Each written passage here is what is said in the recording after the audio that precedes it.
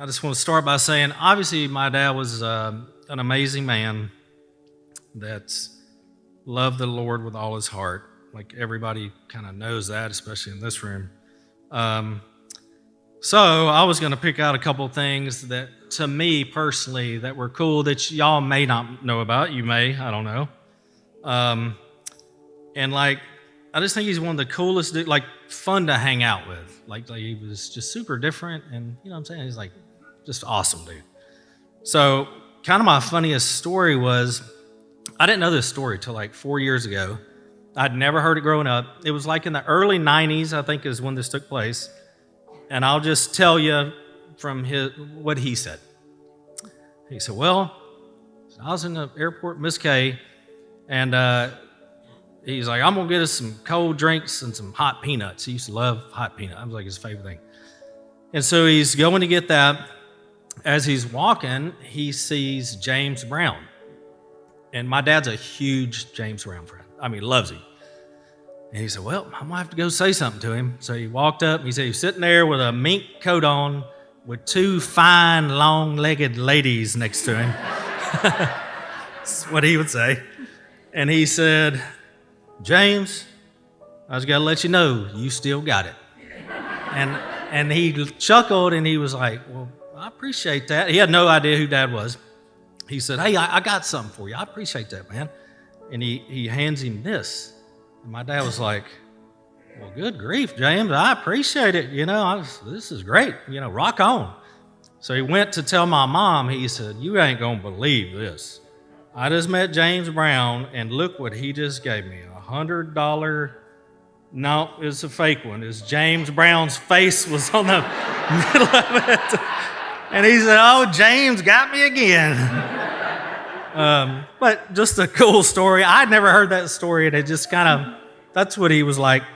The other was generous. So this was a big thing throughout my whole life, and Mom taught me this a ton too, her and Dad. But anytime we would see a lot of people here at church that were like little orphan kids or widows, they'd have me go bring them some money or a card or something like that. It was really impactful. And one time I remember I was a little kid.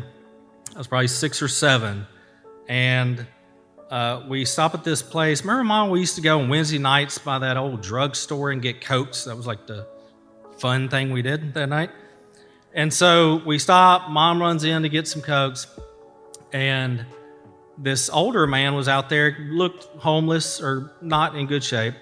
And I said, Dad, we should give that guy some money. And he said, no, we don't need to give that guy money, which was weird because normally he'd be like, yeah. He said, I've seen him out in front of that store drinking beer. He may get that money and go buy some beer. And I was like, well, Dad, but you always say you just give with a joyful heart. I remember trying to like we need to help this guy. And eventually he was like, okay. So he gave me $5. I went up there, gave it to him, and he thanked me and hugged me. I go back, sit in the car, still waiting on Mom. She was taking longer than usual, as usual.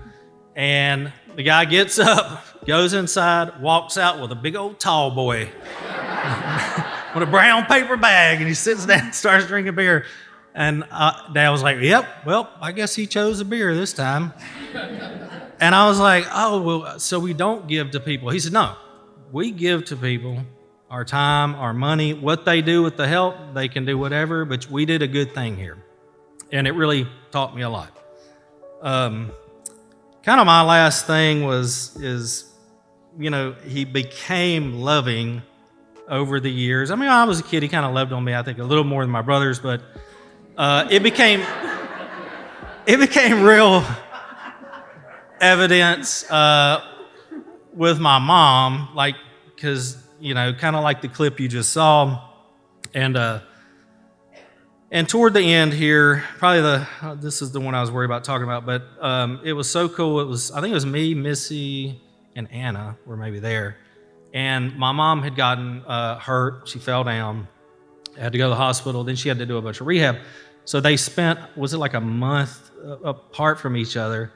And so we were getting them together for the first time in a month. And I mean, you know, and he had said, like, seeing him, I really miss your mom. And I tell him, we're going to see her in just a little while. Just hold on. And then when we finally get them together, I went and got Dad, and I'm wheeling that, and him in his wheelchair, and then Missy, I think, is wheeling Mom, Arana. And they see each other, and they just start crying. I mean, it was like they had seen each other for the first time.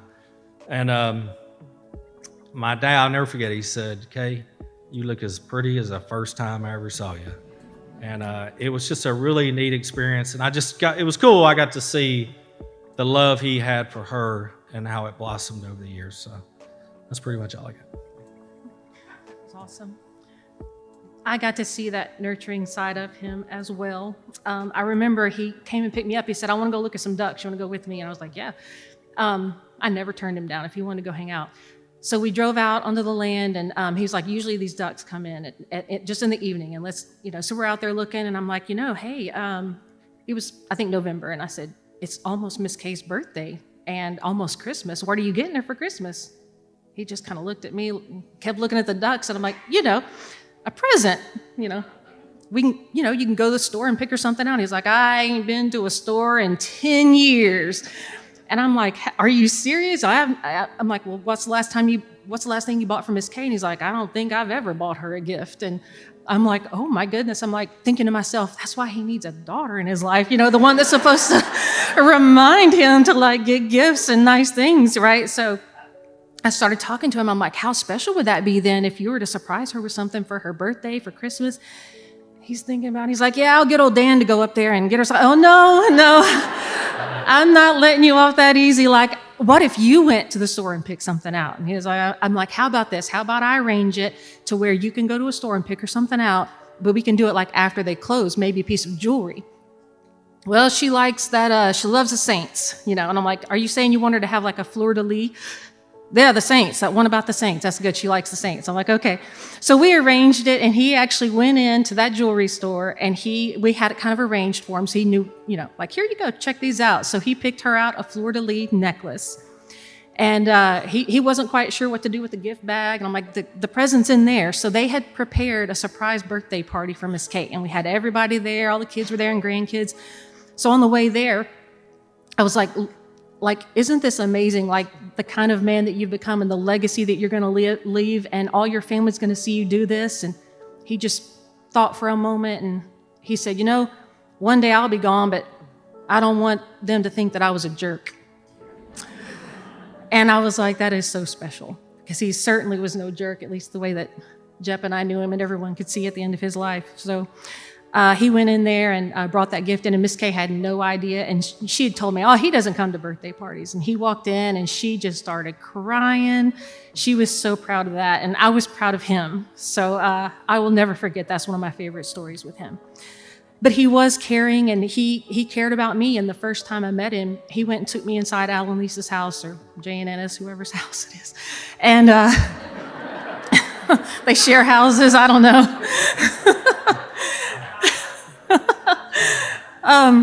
So we went in, and he went and took me into the living room and sat down with me and talked to me for 30 minutes or so, just asking me about my life, just wondering what kind of person I was and how I grew up. And later on, Lisa told me, she said, "I have been in this family for 30-something years, and he has never sat down with me for 30 minutes and held a conversation."